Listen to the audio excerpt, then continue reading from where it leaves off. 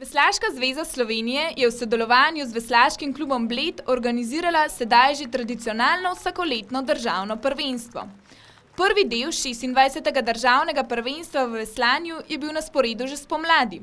Takrat je bilo razglašenih 6 državnih prvakov in prvakinj, sedaj pa so jih razglasili še 19. V različnih kategorijah je v 115 čolnih nastopilo okrog 160 tekmovalk in tekmovalcev iz vseh 7 slovenskih veslaških klubov.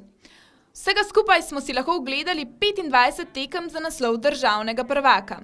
Zadnji vikend v septembru je bil na Bledu tako veslaško obarvan. Torej, včeraj smo imeli 3. mednarodno veteransko regato, to jo organiziramo zdaj v bistvu 3. leto kot neko uverturo v svetovno veteransko prvenstvo, ki ga Bled gosti naslednje leto.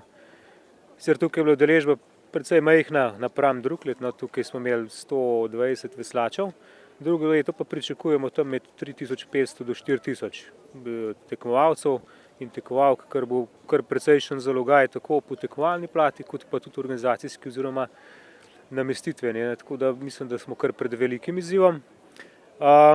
Državno prvenstvo je pa seveda tradicionalno v veslanju organizirano tukaj na Bledu, že vsa ta leta, samostojna država, pa tudi prej. Tako da letos tukaj tekmuje, mislim, da okrog 140 veslačev in veslačic iz vseh 7 sicer slovenskih klubov in pa jasno tudi tega domačega blejskega. Koliko pa je približno število veslačev z vašega blejskega kluba? Blejski klub trenutno šteje tam nekje med 50 pa 60 aktivnimi tekmovalci, tukaj mislim, da tekmuje dobrih 40. To so v bistvu vse starostne kategorije, od pionirčkov, ta najmanjših, pa do članov. Veslaški klub Bled je v preteklosti vzgajal najboljše veslače v Sloveniji. Zanimalo nas je, kako je z veslaškim podmladkom danes. Ja, veslanje je verjetno šport številka 1 tukaj na Bledu, sploh s temi uspehi. Mogoče v zadnjih letih majčken šlo vse skupaj majčken bolj dol, ne.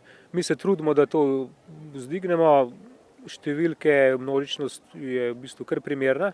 Smo pa zdaj se zadnje leto vključili tudi v Erasmus projekt še s 3 klubi iz Evropske unije, tako da ta pa gradi v bistvu prav na temu spodbujanju dvojne športne in pa poklicne poti, torej izobraževanja. Povezani smo z vsemi šolami, kjer so naši tekmovalci, primarno z gimnazije Jesenice. Tako da mislim, da ravno ta program zna dati nek dodaten push tem mladim, tako da mislim, da imamo kar dobro prihodnost.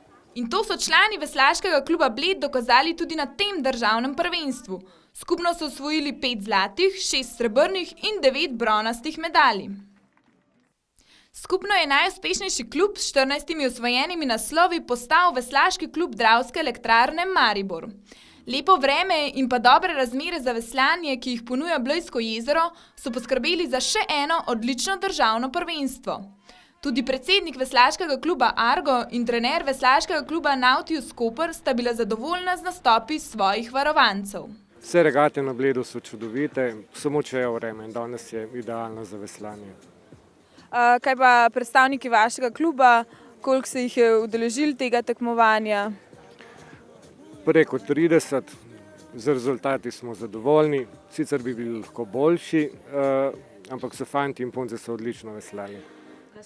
Ja, na Bledu je vedno lepo nastopati, ker ima Bled seveda recimo temu najboljše pogoje za izvedbo teh tekmovanj na najvišjem nivoju, tako da se je vedno lepo vrancam. Kako pa so potekale priprave na državno prvenstvo, kaj posebej?